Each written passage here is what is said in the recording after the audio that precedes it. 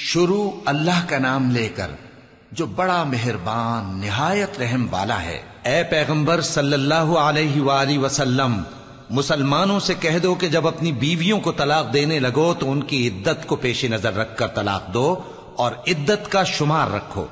اور اللہ سے جو تمہارا پروردگار ہے ڈرو۔ نہ تو تم ہی ان کو ایام عدت میں ان کے گھروں سے نکالو اور نہ وہ خود ہی نکلیں، ہاں اگر وہ کھلی بے حیائی کریں تو اور بات ہے، اور یہ اللہ کی حدیں ہیں، اور جو اللہ کی حدوں سے تجاوز کرے گا وہ اپنے آپ پر ظلم کرے گا۔ اے طلاق دینے والے، تجھے کیا معلوم شاید اللہ اس کے بعد رجعت کی کوئی سبیل پیدا کر دے۔ پھر جب وہ اپنی میعاد یعنی عدت ختم ہونے کے قریب پہنچ جائیں تو یا تو ان کو اچھی طرح سے زوجیت میں رہنے دو یا اچھی طرح سے علیحدہ کر دو، اور اپنے میں سے 2 منصف مردوں کو گواہ کر لو، اور اے گواہو اللہ کے لیے درست گواہی دینا۔ ان باتوں سے اس شخص کو نصیحت کی جاتی ہے جو اللہ پر اور روز آخرت پر ایمان رکھتا ہے، اور جو کوئی اللہ سے ڈرے گا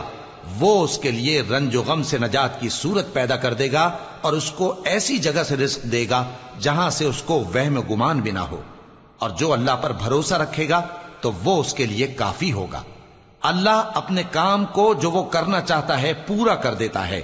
اللہ نے ہر چیز کا اندازہ مقرر کر رکھا ہے۔ اور تمہاری طلاق والی بیویاں جو حیض سے نا امید ہو چکی ہوں، اگر تم کو ان کی عدت کے بارے میں شبہ ہو تو ان کی عدت 3 مہینے ہے، اور جن کو ابھی حیض نہیں آنے لگا ان کی عدت بھی یہی ہے۔ اور حمل والی عورتوں کی عدت وضع حمل یعنی بچہ جننے تک ہے، اور جو اللہ سے ڈرے گا اللہ اس کے کام میں سہولت پیدا کر دے گا۔ یہ اللہ کا حکم ہے جو اس نے تم پر نازل کیا ہے، اور جو اللہ سے ڈرے گا وہ اس سے اس کے گناہ دور کر دے گا اور اسے اجر عظیم بخشے گا۔ طلاق والی عورتوں کو ایام عدت میں اپنی حیثیت کے مطابق وہیں رکھو جہاں خود رہتے ہو، اور ان کو تنگ کرنے کے لیے تکلیف نہ دو، اور اگر وہ حمل سے ہوں تو بچہ پیدا ہونے تک ان کا خرچ دیتے رہو، پھر اگر وہ بچے کو تمہارے کہنے سے دودھ پلائیں تو ان کو ان کی اجرت دے دو، اور بچے کے بارے میں پسندیدہ طریق سے موافقت رکھو، اور اگر باہم ضد اور نا اتفاقی کرو گے تو بچے کو اس کے باپ کے کہنے سے کوئی اور عورت دودھ پلائے گی۔ صاحب وسعت کو اپنی وسعت کے مطابق خرچ کرنا چاہیے، اور جس کے رزق میں تنگی ہو جتنا اللہ نے اس کو دیا ہے وہ اس کے موافق خرچ کرے۔ اللہ کسی کو زیر بار نہیں کرتا مگر اسی کے لحاظ سے جتنا اس کو دیا ہے، اور اللہ ان قریب تنگی کے بعد آسانی کر دے گا۔ اور بہت سی بستیوں کے رہنے والوں نے اپنے پروردگار اور اس کے پیغمبروں کے احکام سے سرکشی کی تو ہم نے ان کو سخت حساب میں پکڑ لیا، اور ان پر ایسا عذاب نازل کیا جو نہ دیکھا تھا نہ سنا، سو انہوں نے اپنے کاموں کی سزا کا مزہ چکھ لیا، اور ان کا انجام نقصان ہی تو تھا۔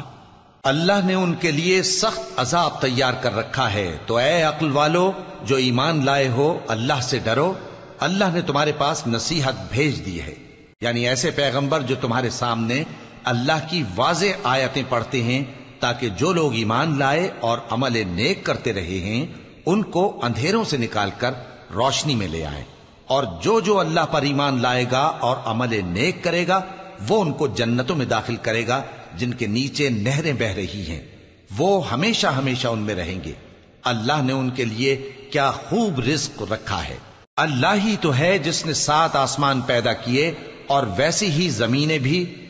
ان میں اللہ کا حکم اترتا رہتا ہے تاکہ تم لوگ جان لو کہ اللہ ہر چیز پر قادر ہے، اور یہ کہ اللہ اپنے علم سے ہر چیز کا احاطہ کیے ہوئے ہے۔